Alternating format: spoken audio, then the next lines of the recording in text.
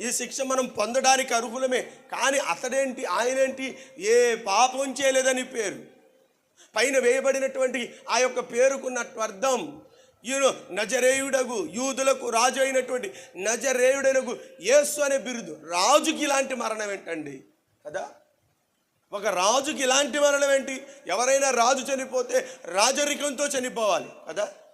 రాజు చనిపోతే ఎలా చనిపోవాలి? మంచి ఆర్భాటంతో, రాజు హోదాకు తగినట్లుగా బంధువులు, మిత్రులు, స్నేహితులు, శ్రేయోభిలాషులు, ఆయన్ని ప్రేమించేవారు, ఇష్టపడేటువంటి వారు ఇలా జన సమూహం అంతా ఆయన ముందు నిలబడినప్పుడు ఆర్భాటాలతో, ఏమంటే రకరకాలైనటువంటి శ్వాసను వెదజల్లేటువంటి పరిమళాల మధ్య చక్కగా తయారు చేయబడినటువంటి ఆ యొక్క సమాధి పెట్టి బాక్సులో పెట్టి రాజును ఊరేగిస్తూ రాజరికంతో తీసుకువెళతారు. కానీ ఈ రాజు ఎలా వెళ్ళాడో తెలుసా? భయంకరమైనటువంటి వేదన, భయంకరమైనటువంటి